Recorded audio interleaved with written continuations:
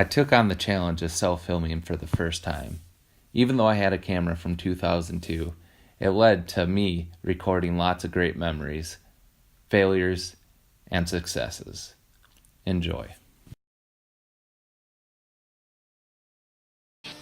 Morning on October 18th. Got in late. Wasn't sure if I was going to come out, but I did. We're supposed to have south winds. The cornfields were just cut. Yeah, they were just cut last night, so it should be really good. I bumped probably 3 or 4 does walking into this spot.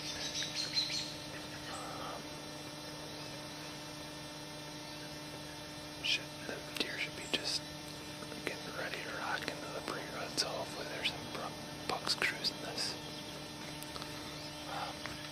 first morning set of the year. Alright.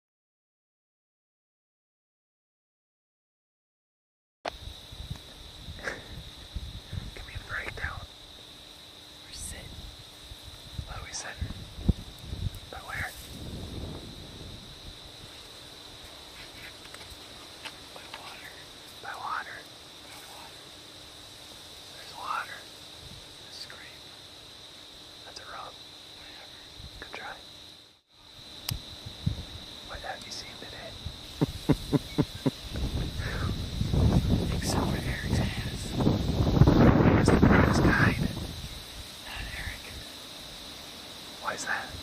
I haven't seen shit today. You seen a muskrat? I saw one, I think we're 2 squirrels. I think we're gonna kill something. Hopefully. Who do you think's gonna kill something, us or Dan? You? Well, we'll see. Should we give our viewers at home a look up the environment around us? Yeah. Here's the look at the environment around this world.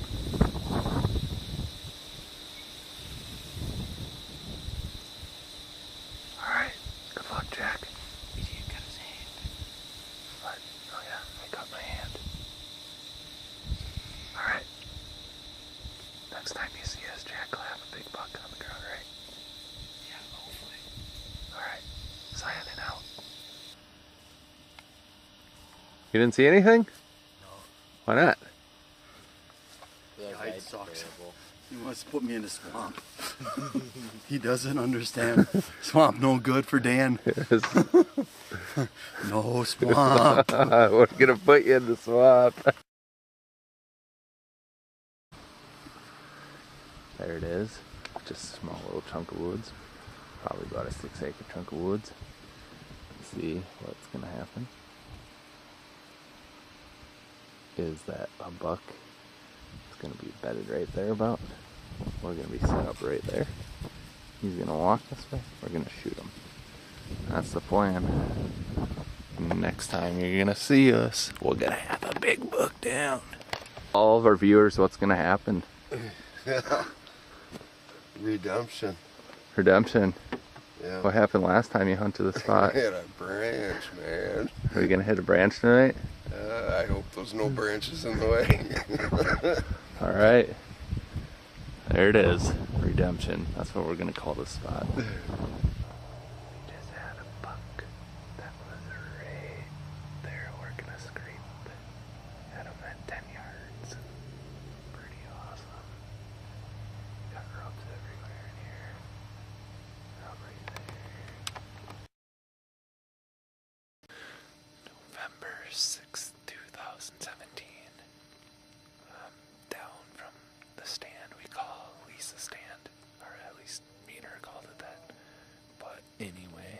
super calm out today. They're only saying 3 to 5 mile an hour wind, so I gotta be pretty quiet.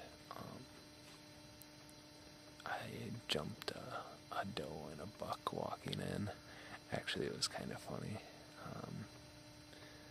because it was the same buck that I saw yesterday, and I think the same doe I saw yesterday, so I'm pretty sure that buck is locked down with that doe. He's a decent buck, but hopefully he makes it to next year. And today we got a lot of things going on.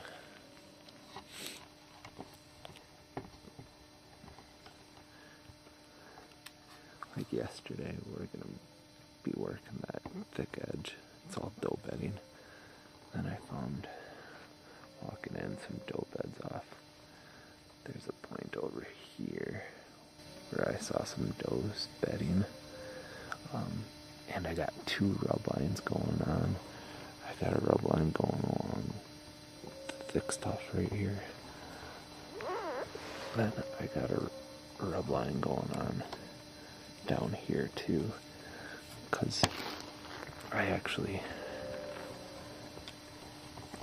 have a like three different edges going on. I have a farm field, then I have hardwoods, then I have thick stuff. So, and I have a shallow cut. It's not the ideal cut, but little cut's better than no cut. Then I also have a watering hole to my west, about 200 yards. And then I have a watering hole to my east, about 200 yards. So we'll see what happens.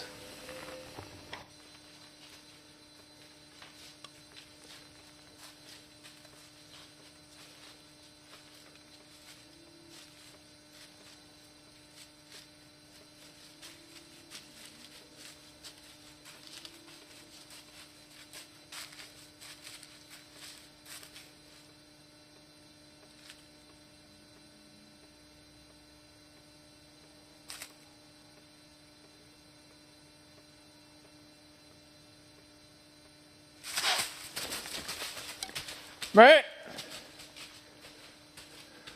Right.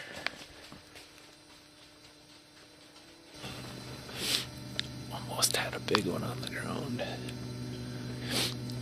He was at 7 yards. Quartering too much.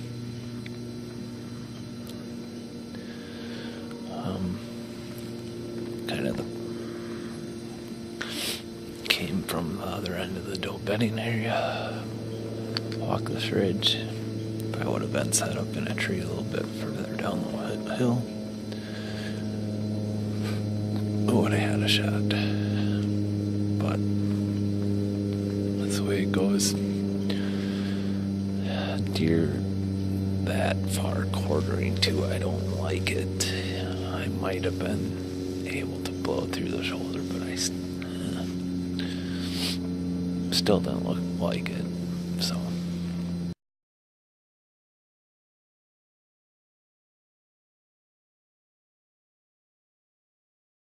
all right, November the 8th, 2017. Shot at a nice buck. I gut shot him, although the blood looks good. I shot him for 20. It was actually 23, so I was pretty good on with my yardage. Had a threaded needle. This was the shot. There it is. That was my shot angle exactly right there. I don't know how I got it through there. I had about 2 inches to get it through, and I snuck it through that little gap right there. So I just want to explain to you guys how I shot my buck this year. I scouted this in the preseason in February. Noticed that there was a bunch of doe beds right on top of the ridge in the thick stuff. And I noticed a lot of scrapes, as you can see in this image. where the buck trails are. So I figured that the bucks were probably skirting the downwind side of the doe bedding area. And I noticed a lot of trails and scrapes where you can see the buck trails in this image. Another thing that I noticed was a lot of doe trails. It seemed like heading from the fields, the watering holes in the valley below to the doe bedding area. So I think what was going on is that the bucks were crossing perpendicular to these trails to see if there was any does coming into estrus. And I noticed that for 3 consecutive days, I just had to adjust my stand placement based on the wind direction. Say if I had a more northerly wind, I would switch further on down the ridge. But when the wind started coming more westerly and northwesterly, I switched the tip. And it seemed like a lot of does on that day were bedding towards the tip, because when I was walking to my stand, I jumped a couple does, and shortly right after, I didn't even have a chance to get the camera set up, a buck came right down. I climbed up in my tree, and I was up there for about I'd say 5 to 10 minutes, and I just had to react, and ended up harvesting my deer. I didn't even have my bow release on or anything, and I had to put that on real quick. Couldn't really gauge the deer. It ended up being a really nice deer. You guys will see it in an image during the credits part. Hopefully you guys got something from this video. Thank you.